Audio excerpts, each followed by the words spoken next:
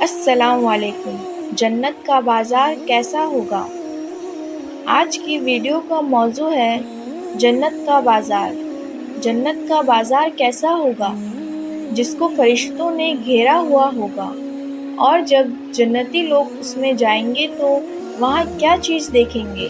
حضرت سعید ابن مسیب رضی اللہ تعالیٰ عنہ کا بیان ہے، میں نے حضرت ابو ہریرہ رضی اللہ تعالیٰ عنہ سے ملاقات کی۔ انہوں نے کہا، میں اللہ سے سوال کرتا ہوں مجھے اور تجھے جنت کے بازار میں اکٹھا کر دے۔ حضرت سعید نے پوچھا، کیا جنت میں بازار ہوگا؟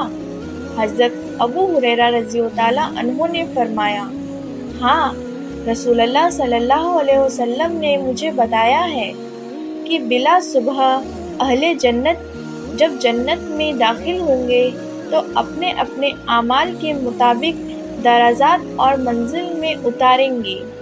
اس کے بعد دنیا کے دنوں سے جمعے کے دن کا بابرکت ان کو اجازت دی جائے گی، وہ اپنے رب کی زیارت کریں گے، بس وہ اپنے پروردگار کی زیارت کریں گے۔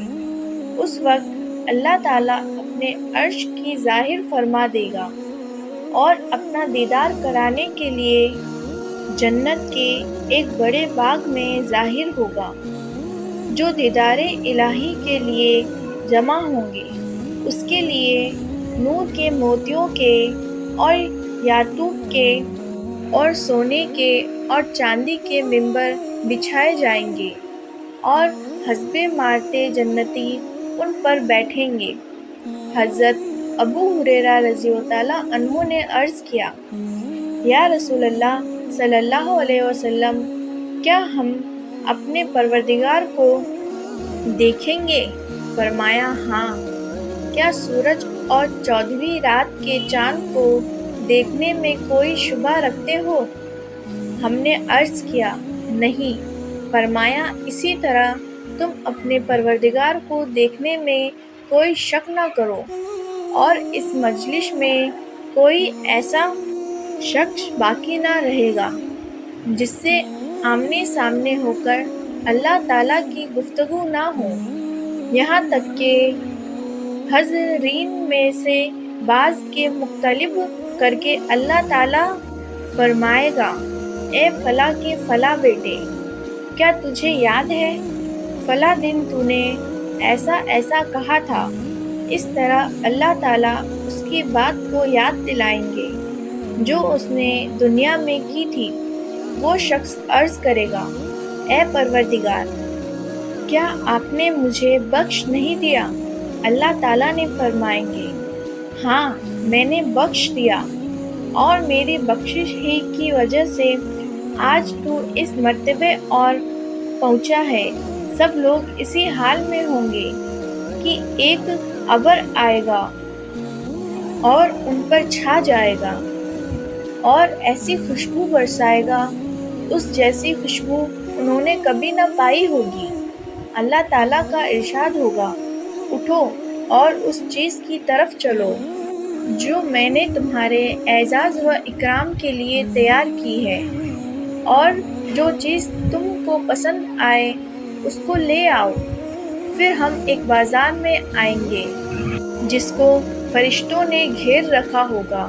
اس بازار میں وہ چیز ہوگی کہ ان جیسی چیزوں کو نہ آنکھوں سے دیکھا ہوگا، نہ کانوں نے سنا ہوگا، اور نہ دلوں پر ان کا گزر ہوا ہوگا۔ بس جس چیز کو ہمارا جی چاہے گا وہ ہمارے لیے سامنے حاضر کر دی جائے گی۔ حضور صلی اللہ علیہ وسلم نے ارشاد فرمایا، اس بازار میں جنتی ایک دوسرے کے ملاقات کریں گے۔ بلند مرتبے کا ایک شخص کسی کم مرتبے والے سے ملاقات کرے گا، حالانکہ اپنے اپنے احساس کے مطابق اس میں کوئی کمتر نہ ہوگا۔ تو اس شخص کے بلند مرتبے والے کا لباس بہت پسند آئے گا، لیکن ابھی اس کی بات ختم نہ ہونے پائے گی۔ اس کا لباس اس بلند مرتبہ والے کے لباس سے اچھا معلوم ہونے لگے گا، اور یہ اس وجہ سے ہے کہ جنت میں یہ موقع نہیں رکھا جائے گا کوئی شخص ذرا بھی رنگیز ہو، رنجیدہ ہو۔ اس بعد میں اپنے اپنے مقاموں کو روانہ ہو جائیں گی۔ وہاں پہنچنے پر ہماری بیویاں ہمارے استقبال کرے گی۔ مرحبا، وہ یہ بات کہے گی، تم اس حسن جمال کو لے کر واپس ہوئے جو اس وقت تھا جب کہ تم ہم سے جدا ہوئے تھے۔ ہم جواب میں کہیں گے، آج ہم نے اپنے پروردگار کے ساتھ ہم نشانی کی عزت حاصل کی ہے اور ہم اسی شان کے ساتھ آنے کے لائق ہیں۔ حضرت علی رضی اللہ عنہ سے روایت ہے کہ حضور صلی اللہ علیہ وسلم نے فرمایا، بلا شبہ جس میں جنت میں ایک بازار ہے جس میں نہ کوئی خرید ہے نہ فروخت ہے، اس میں بس مرد اور عورت کی صورتیں ہیں۔ ان کو دیکھ کر جب کوئی شخص چاہے گا کہ فلاں صورت میری صورت ہو جائے تو اسی وقت اس کی صورت بھی اسی شخص سے طرح بن جائے گی۔